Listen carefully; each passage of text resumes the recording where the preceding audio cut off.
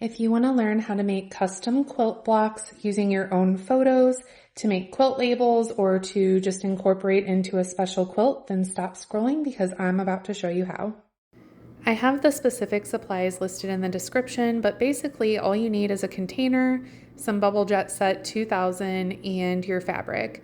Starting off, you're going to place a layer of the Bubble Jet Set 2000 into the bottom of the container and then alternate layering your fabric with more of the Bubble Jet Set until all of your fabric is in the container and fully submerged in the chemical solution. Let it soak for 5 minutes. Remove each piece of fabric from the container and let it dry. I allowed mine to dry outside this morning on the deck, and it was fully dry within about an hour and a half. Now you want to iron your fabric really well. Don't skip this step or it can affect how well it goes through the printer later. Grab some freezer paper and cut it to 8.5 by 11 inches, which is the size of a piece of standard printer paper. You're going to repeat this process for the number of fabric pieces that you have. It's easiest to do this with pieces of fabric that are also 8.5 by 11 inches. However, I was using all scrap fabric that I had. So if you just have scraps that aren't going to fill the full sheet, make sure that you iron the freezer paper down on top of the fabric. That way the adhesive part of the freezer paper doesn't stick to your iron. Remember, you want the shiny side of the freezer paper to be touching the fabric because that's what's going to help it adhere together.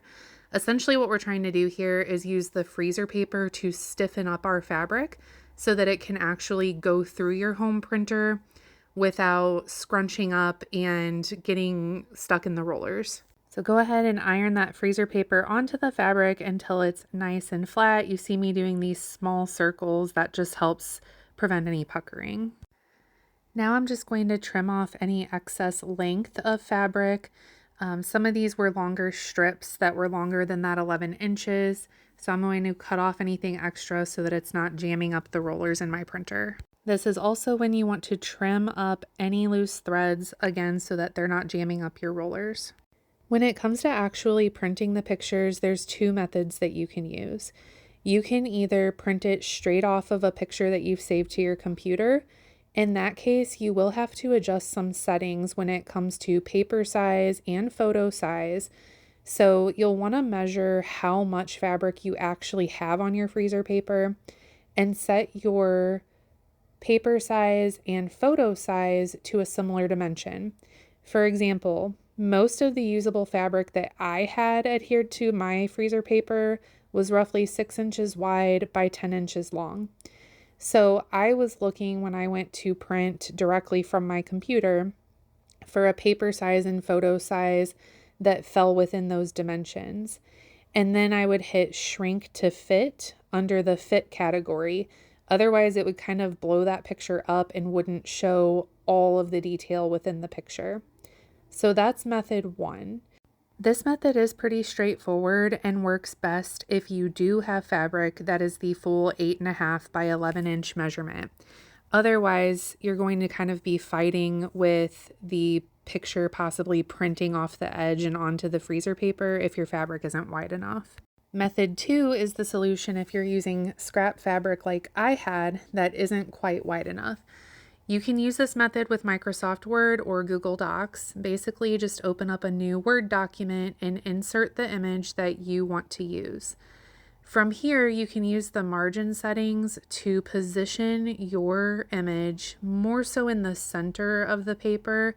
That way you avoid printing on the kind of, I'm going to call them raw edges, where the freezer paper is and where there's no fabric. Just some helpful hints. If you hold the fabric on the two upper corners with your index finger and thumb just to kind of help keep it straight as the rollers grab onto it, that can be useful. If you find that your fabric is starting to roll up and not really feeding symmetrically and giving you a fit, put a couple pieces of plain printer paper behind it just to give it a little bit more stability for the rollers to grab onto, and let it all feed through together.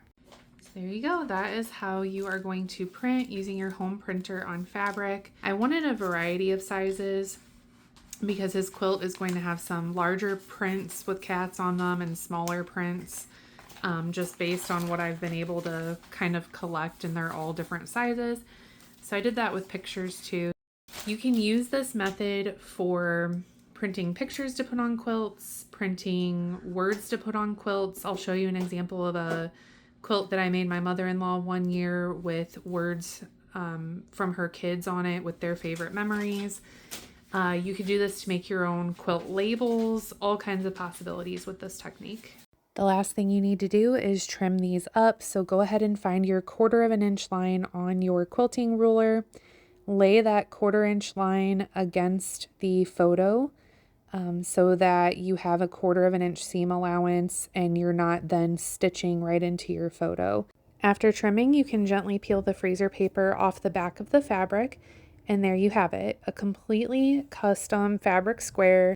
Now the ink does cure within 30 minutes of printing, so once your quilt is completely put together, you can wash that quilt in the washing machine on a delicate cycle and in cold water, and your photos will remain, or you can wash by hand. Be sure to follow me for more quilting tips and tricks.